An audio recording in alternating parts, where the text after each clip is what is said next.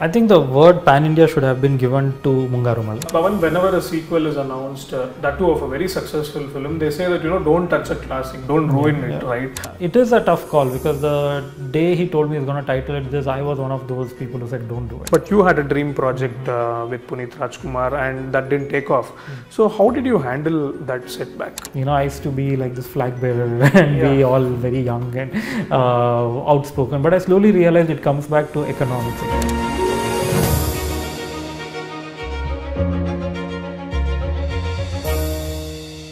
Hello everybody, I am here with Pawan Kumar, the pioneering filmmaker who gave us two gems, that is Lucia and U-Turn for the Kannada cinema. He is a multifaceted personality. He pursued theatre very seriously before entering movies, and as an actor he is back on screen in Gaalipata 2. Hello Pawan, welcome to the show. Hi, nice meeting you. Yeah. Pawan, when Gaalipata 1 came, I think it was in 2008, in your movie, I think you debuted as a director in a romantic drama, I know that, but later on, romance had little space in your films. So I'm not sure how you look at the genre, but back then, Yogaraj Bhatt was doing wonderful things in that genre, which was almost dead. What was your impression of Gaalipata? Oh, when I saw it, it was basically I was looking at it as a popular genre film. I was connected to the team. I had just started. In fact, I met Yogaraj Bhatt about 5 days or something after Gaalipata 1 released. Right. Till then I used to go to the office, but to meet Suri for Intinina Preetya that I was acting in, and I bumped into him. So it was. I was very fascinated with the kind of following it gathered, Gaalipata 1, but it was not per se the kind of film that I had, viewed and all that. So for me it was okay, so this is some sort of a popular genre film that people love. There were elements that I really liked, like I think Neetu's character was very good. I liked the way that a director had put in individual identities for each of the women characters.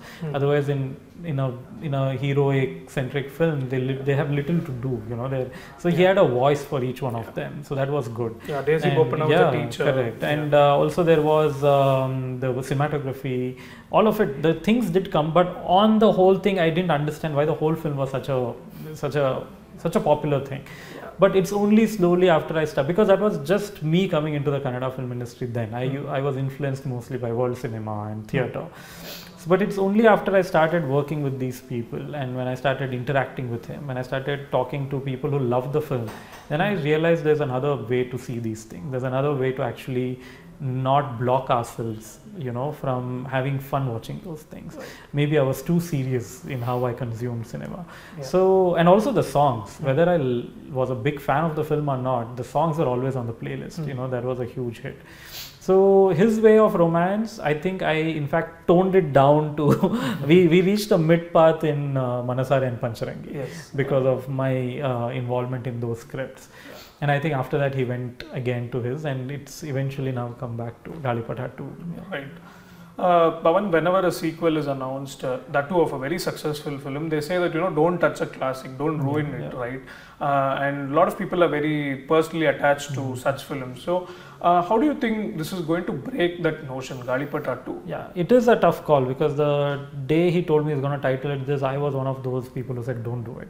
Okay, I'm like, why do you want to unnecessarily have people comparing it? They are, if you just call this anything else, XYZ, they'll think it's a new film. Correct. So why do you want to yourself give this? But he was convinced, his one or two people that he worked with were convinced. But I wasn't for a long time till then. Ganesh and Digant came in later. Yes, it was a different cast. Different cast. Yeah. And when they came in, and when I started listening to the script, I thought, okay, so he's bringing in the feel of the film, which is the whole friendship, love, family, emotions, and all that. So it's only that's as a sequel to it. Or a parallel universe to Gaalipata 1, the cool term to say now. But as we started doing more scenes, I started understanding why it seems to fit in. And now when I see the film, I only want to tell the audience that, this has probably, if it was given another name, it may not have reached out the way this Gaalipata 2 has reached out. Right. With the same content, same song, same trailer. So the brand value being brought into this has really helped the film. The only drawback of it is that people come expecting something. Correct. But it's been 14 years.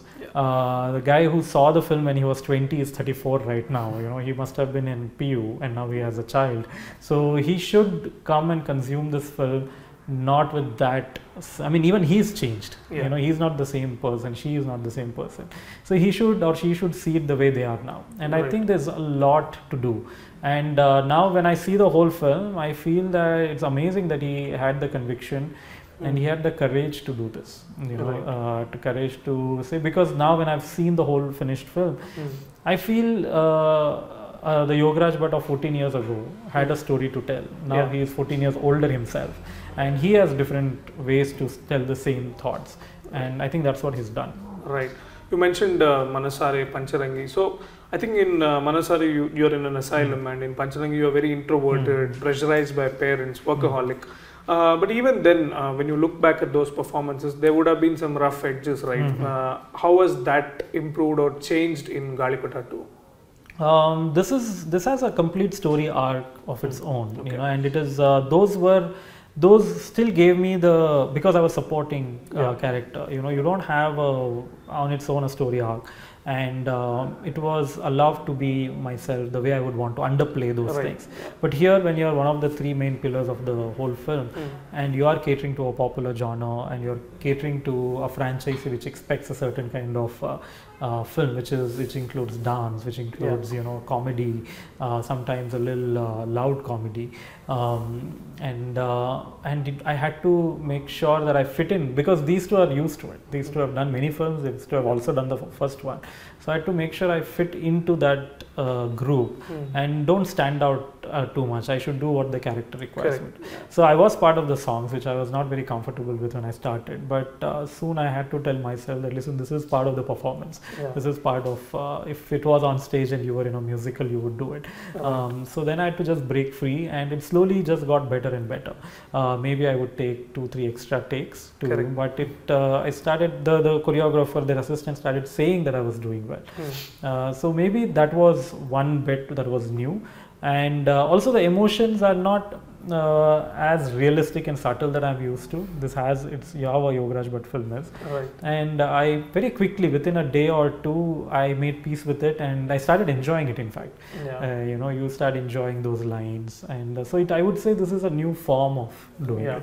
So you mentioned Gaalipata as a brand value, right? Another refreshing thing was that because of this pan-India wave, cinema is always kind of trying to attract eyeballs of somebody sitting in Delhi, Mumbai, and finally, this I picked it up from a YouTube comment which said that finally it's so nice that we have a film of our own, we can celebrate it as our own movie, and this is made for people here or for people of that language. So how important, we had this term called industry hits, right? In this pan-India race, how important it is to have movies that is made only for a certain state or community. I think the word pan-India should have been given to Mungaru Male. It was a film locally made with the local language, local songs, completely local locations, but everybody in the country did at one point talk about it. So I think that was the true pan-India. I am not in favor of the pan-Indias where you're dubbing it in every other language and presenting it to them in their own language. I'm not so up for that idea as much as you do a film locally and then make sure it is so relevant that everybody wants to pick it up and watch. I think Malayalam cinema is doing that a lot. That way, even in fact, we are celebrating the same thing with Gaalipata too, that it's not trying to be a pan-India film. It nowhere, and Yogaraj in an interview said that you cannot plan a pan-India film, it has to become on its own, and so this film is only trying to reach out to everybody here. So I was saying this example that when you're standing and watching this train pass by, which is a bullet train, it may reach really far, really fast, but the one who is watching it sees it only for like a glimpse and forgets it. But this is not like that. This is that goods train which is going really slow and making sure that you watch everything that it is. And we enjoy doing it. The jokes are something that you relate to, staying in Bangalore or Karnataka. The locations are something you can actually go and visit. And the stories are of yours and mine. So I think it's a great break from the whole pan-India craze that we are on, and a film which is basically trying to reach to the guy next door. one thing is it's really great to see you back in cinema. But as a filmmaker, a failure is a setback, right? If it doesn't work, you go back to drawing board. But you had a dream project with Puneet Rajkumar, and that didn't take off.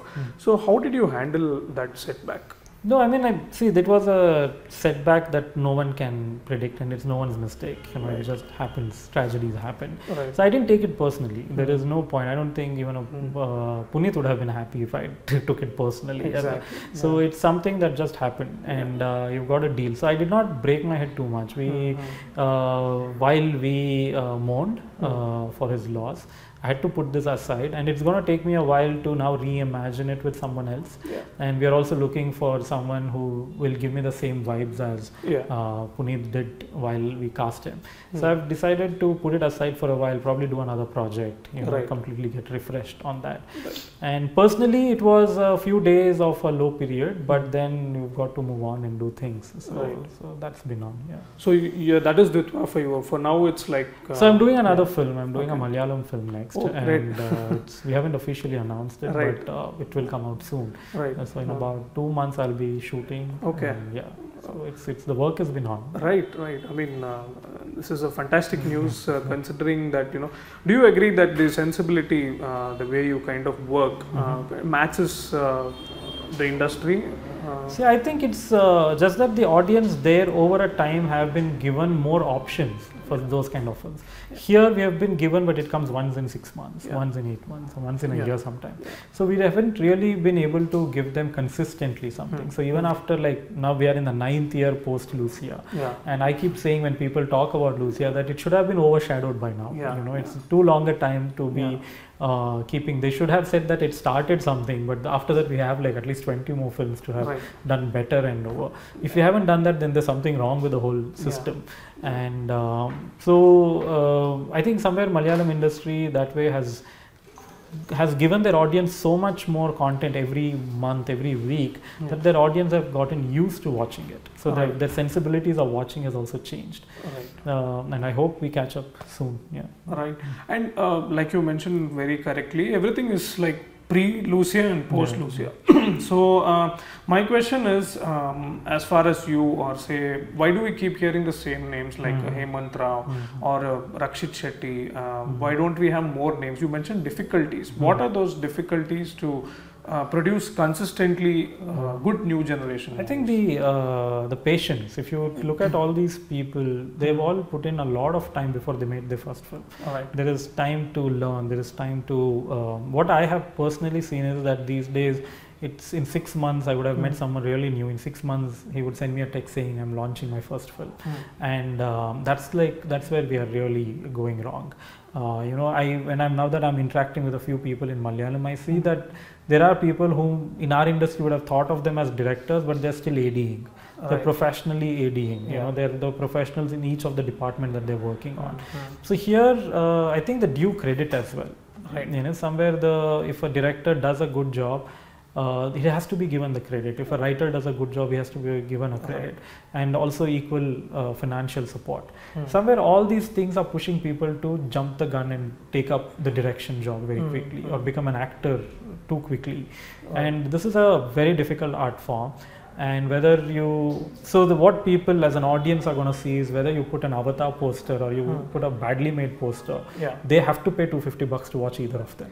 Right? So for them, they're not being told that you can pay $10 and try this, or $250. Maybe here and there a little, but still the effort to go to a theater and watch. And after they do 2 or 3 bad examples of unprofessionally made films, they will just stop going to. They'll just put this thought on the whole language altogether. So the few names that we talk about are the ones who have spent time learning, have kind of developed their art form. And I somewhere feel the producers here also come in to make films for the most wrong reasons. That is to get themselves a branding.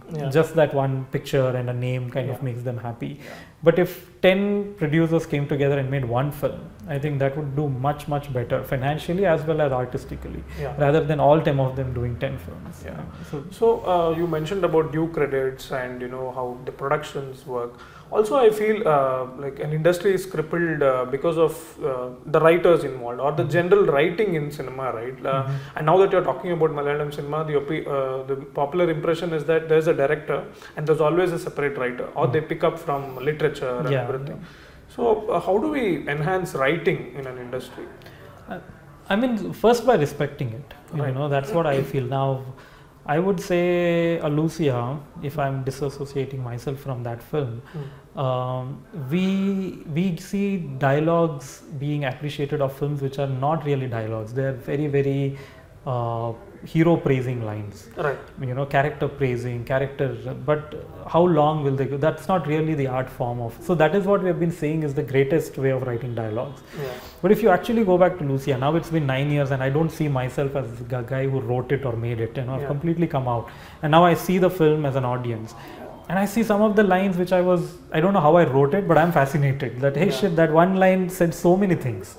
Any one line that you can pick up? Like there was one line where he says in the interview with Gauri Shakki, that's the most crucial point of the film. He talks about the struggle. And he says, I have got everything, but I don't have the struggle of having gotten them. And it tells everything about why that character is so depressed. Correct. Now, I'm fascinated that, and I wrote it on the set, but to write it on the set in 2012, I have put in from 2000 to 12 amount of work, which is theatre, playback theatre, instinct. So your instinct it takes that many years to get there. If you don't put it, and imagine me trying to do that film.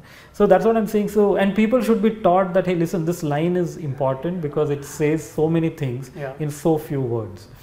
And we don't do that exercise. So how do you expect a person who's inclined to even write to get the right guidance to know what is good writing? So I think writing starts from there, and once, even if somebody is writing, you cannot spend say $1 lakh on a guy and make him write and expect that to be the one to go and to be. He needs to do at least 10 bad scripts to get to the 11th good script. But we don't have producers who will invest in those 10 bad scripts. So we have to come up with a system, and that will only happen when our business gets better. So it's all kind of connected, And I think Malayalam industry now that I'm seeing and figuring how the numbers work there, they somewhere put in, they give due credit to everybody, and the ADs are happy ADing because they are learning, and they also get paid well. So that makes them stay as ADs. They make them get more professional. Pawan, you did a web series, right? Kudi Edamaite. So, what happened? One important thing about that was the streaming platform. AHA is not as big as say Netflix or on Amazon, but the web series did well. It got a lot of notice. So, after that, were you kind of given offers from the Telugu industry, like for you to kind of work there, or how was the response from Telugu industry? The response, again, it all comes back to the Telugu industry, the filmmakers, the critics said it was very good, but they will only look at the numbers. Did it reach the numbers that a Pushpa would reach? Did it reach the number which maybe another smaller film? But this kind of film reached probably the creamy section of the audience, because it had an intellectual quotient to it, the whole series, and it only appealed to that section. Now a regular businessman there may not look at it as the kind of business he wants to do, so it has its own, while it was artistically appreciated, I think if it had done so well, in a OTT the only measure of so well is how many people subscribed. Right. If they had gotten enough subscriptions based on this show, then season 2 would have been commissioned by now. So it's I think it's very natural. I can't sit on AHA and say do season 2. They'll say, if this kind of content got us audience, we'll do 10 more things like this. And next they did a talk show. I think that got them more audience. So I think they're going to do more of those. So it's a very, I used to fight a lot of these things a decade ago. I used to be like this flag bearer and be all very young and outspoken. But I slowly realized it comes back to economics again. It's the demand and supply. I figured supply is not really the problem. There are people who are willing to do all kinds of work. It's only when you show demand will they be able to do it. So Pawan, you said you went through a low phase, right? when Dvitva was stalled, and from that point to kind of signing a Malayalam film, how did that happen? How did the breakthrough happen? No, And because we have seen you admire Joe's Pelisseri's movies, and I think you are in touch with him also. And also the fact that what can we expect from the movie?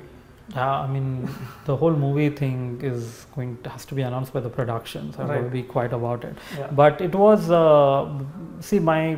I didn't really pursue it to go and find a Malayalam film to do it. It was a certain actor who was interested working with me. Then he was talking to a production house, and it just things came together. And it happened that I had a script, and he wanted to work with me. These guys wanted to produce with him, so it just everything fell in place, and things just snowballed after that. But it wasn't me trying to pitch. I think after Dvitva I stopped pitching as well. I just told people that, hey, listen, if you all want to work with me on anything, then you come and talk. We'll talk. That's it. Yeah. Right. So all the best, Pawan, for Gaalipata 2 and for your upcoming project. Looking forward to it. Yeah. Thank you.